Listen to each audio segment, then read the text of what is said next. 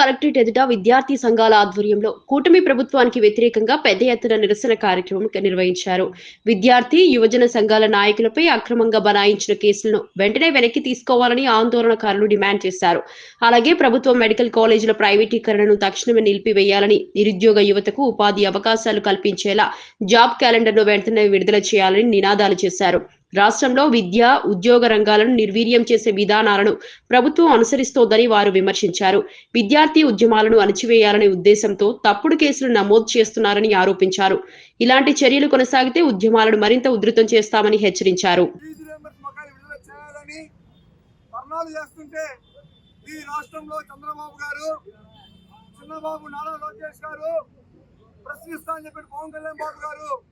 పూర్తిగా రాష్ట్రంలో విద్యార్థి నాయకుల పైన అక్రమ కేసులు బనాయిస్తా ఉన్నారు, రౌడీ షీట్లు పెడతా ఉన్నారు.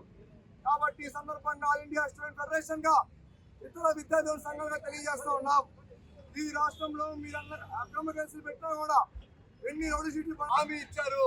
మేము అధికారంలోకి వస్తే జీవో నెంబర్ 107, 108 రద్దు చేస్తాం.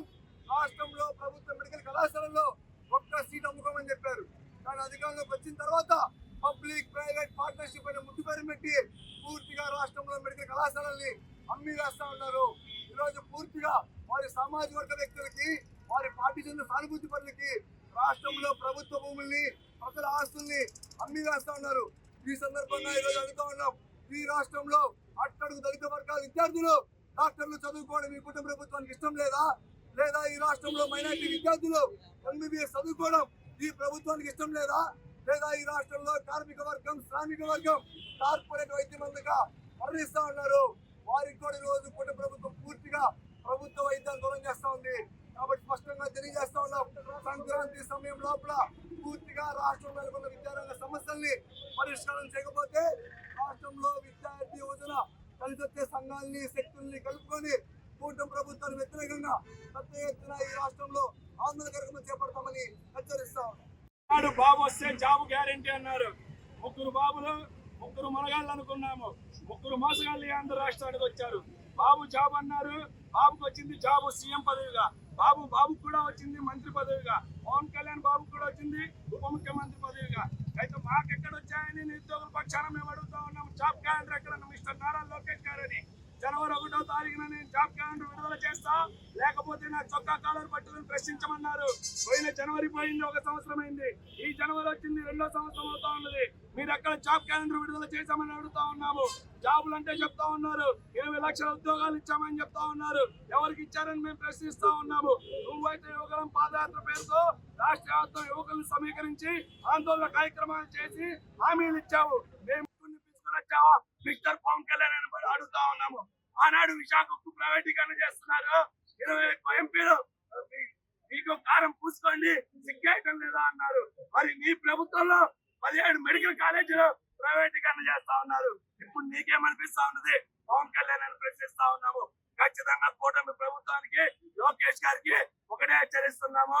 ఈ జనవరిలో జాబ్ క్యాలెండర్ విడుదల చేయకపోతే రేపు రాష్ట్ర వ్యాప్తంగా అన్ని విద్యార్థి సంఘాలు, రాష్ట్ర వ్యాప్తంగా అఖిల భారత విద్యార్థి సమాఖ్యగా చలో విజయవాడని కూడా పిలిపిస్తున్నాము. ఖచ్చితంగా జనవరిలో ఇవ్వాల్సిందే. లేని పక్షంలో జనవరి 30వ తారీఖున చలో విజయవాడ కార్యక్రమాన్ని చేపడతామని హెచ్చరిస్తా ఉన్నాము. నారా లోకేష్ గారు అధికారులు రాకముందు యువకుల పాదయాత్రలో 2,35,000 ఉద్యోగాలు ఖాళీగా ఉన్నాయి. అధికారం రాగానే 2,35,000 ఉద్యోగాలు భర్తీ చేసినా కాకుండా ప్రతి నెల జనవరి 1కి జాబ్ క్యాలెండర్ రిలీజ్ చేస్తారని, ప్రతి మెగా డిఎస్సీ ఇస్తారని అధికారంలో రావడం జరిగింది. అధికారంలోకి వచ్చాక చంద్రబాబు నాయుడు కొడుకు లోకేష్ బాబుకి మీదే బాధ్యులని తెలియజేస్తూ రేపు వచ్చే 30వ తారీఖు అఖిల భారత సమైక్య అన్ని విద్యార్థి యువత సంఘాలు కలుపుకొని జాబ్ క్యాలెండర్ విషయంలో పెద్ద ఎత్తున విజయవాడ నగరంలో చలో విజయవాడ పిలుపునిస్తా ఉంది. రేపు 30వ తారీఖు విజయవాడ నగరం ధర్నా చౌక్ లో పెద్ద ఎత్తున ఆందోళన జరుగుతూ ఉన్నాం.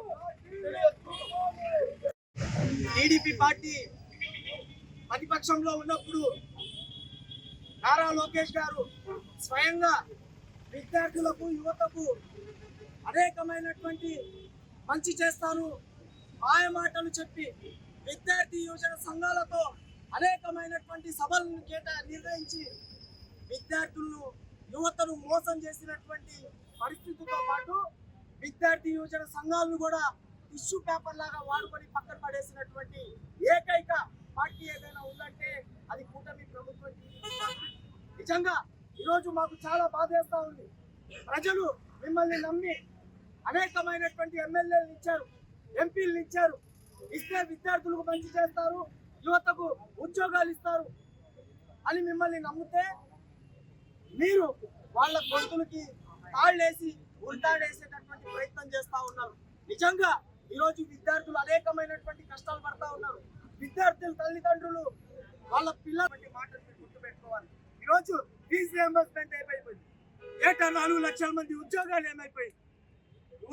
మీరు టీపీపీ విధానాన్ని తీసుకొని వచ్చి అనేకమైనటువంటి డాక్టర్ కోసం చదువుకునేటటువంటి విద్యార్థులు ఆత్మహత్యలు చేసుకునేటటువంటి విధిగా మీరు తీసుకొని వచ్చారంటే ఈరోజు ఈ ఆంధ్ర రాష్ట్రం ఎడిపోతా ఉందో ఆంధ్ర రాష్ట్ర ప్రజలంతా కూడా సిగ్గుతో బాధపడుతున్నటువంటి పరిస్థితి.